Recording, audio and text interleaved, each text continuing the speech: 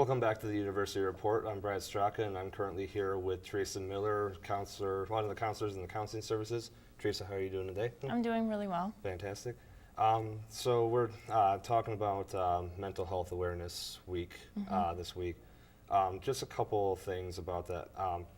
So you have certain events that are going on throughout the entire semester. I've heard there is a yoga event in Bridgeway every year, or not every year, every week. Yeah, so the yoga event is on Thursdays at 4 o'clock, and students are welcome to come. Faculty and staff are welcome to come as well.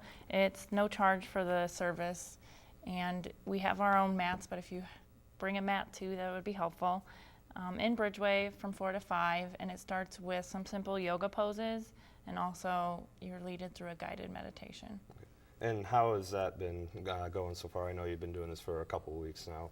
How has that been so far? So there's a lot of students that expressed interest, but we need them to get over to Bridgeway and start joining in. Last semester, the students who did attend said that they found it to be really helpful and really relaxing, and they said about 75% said that they would come back. So we think that it's seemed to be enjoyable. Yeah, definitely. If you can say if you can get them over here, I know I should probably be doing yoga a couple times a week anyway.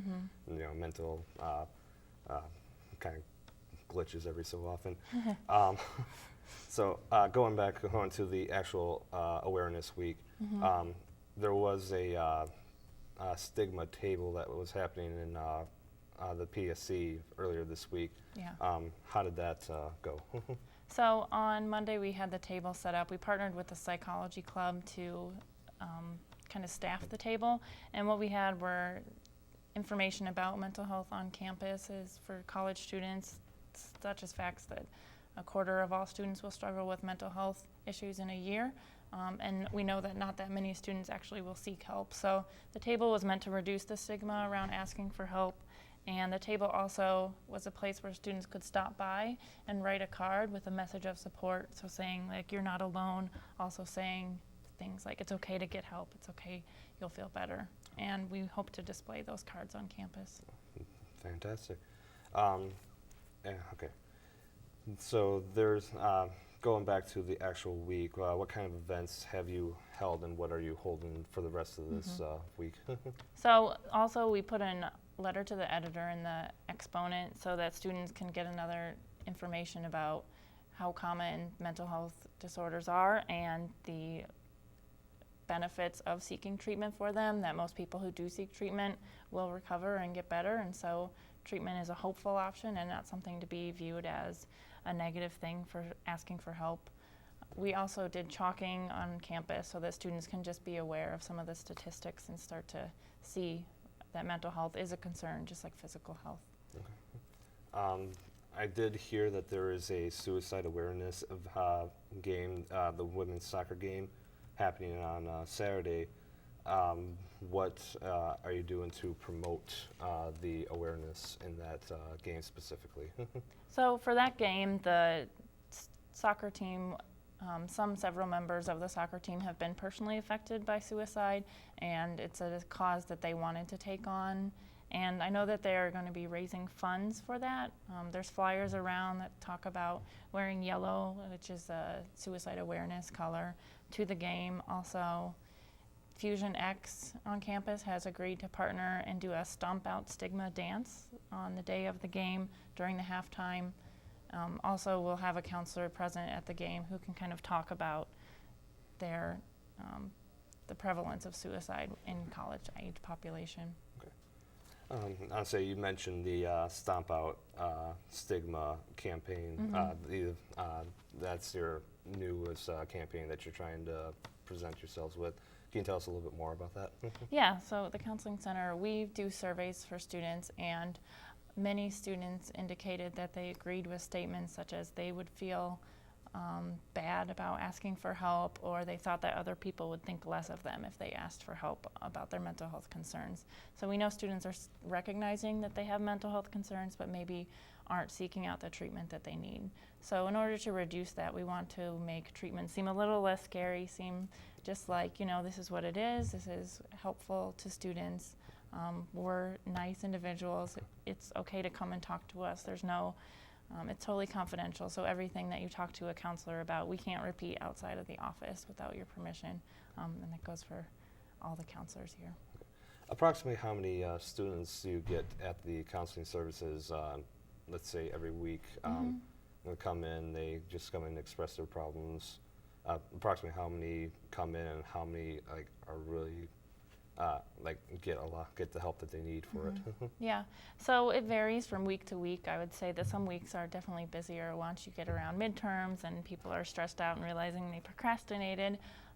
But we probably would see an average of 6 students a day, and there's 4 counselors that work there. So probably 30 appointments a week are what we average. This year, actually, we're seeing an increase in the number of students. We're happy about that. Fantastic. What kind of events do you hold, or not events, programs do you hold for those that come in for counseling? So we offer primarily individual sessions and counseling that way. What that might look like is talking about what concerns they have and then giving them some resources, giving them some helpful ideas, helping them figure out how to solve their problems in a way they might not have thought before. So yeah, that's a lot of what we do in our office. We also reach out and work with some classes to do presentations on stress management, study skills, alcohol and sexual assault. So we're involved a lot with students on campus. Fantastic. And what kind of resources are available to those that come to the counseling services? I know you mentioned like the one-on-one. Do you ever do anything like with groups or trying to? I know that some people are a little uncomfortable in doing the group therapy, but ever do anything like towards that to try and knock a couple out of the park, I guess. Yeah, exactly. That's something that our office is interested in doing at this point. We actually are developing a student needs assessment or a student needs survey that will be sent out sometime in November to a population of students to seeing what groups they would be most interested in. But a lot of other UW system schools have started running groups and gotten a good response. So we know that's something that we could offer to students here as well that we're hoping. Fantastic. Is there anything else you'd like to add towards for the Mental Health Awareness Week or to the counseling services? Anything you'd want to just pitch out there? I just want to let students know that they can visit our website at uwplatt.com/counseling services. You can find information there about making an appointment, the number to call. We usually have appointments available the same day or the next day, so students don't have to feel like, oh, if I call, that's something, they're really busy. We actually have appointments available for students when they need them, and there's no cost to these services. Students come in for something, as common and as kind of regular as a breakup, and a lot of students come in and find it helpful to talk about that. Some students come in for more concerns of depression if they notice they can't concentrate, they're kind of hard to motivate themselves to class, not feeling like being around people, and all of those things we can help with. Oh, fantastic. No, thank you, Teresa, for joining us. It's quite the pleasure of having you here. Okay. We'll be right back with weather and question of the week right after the break.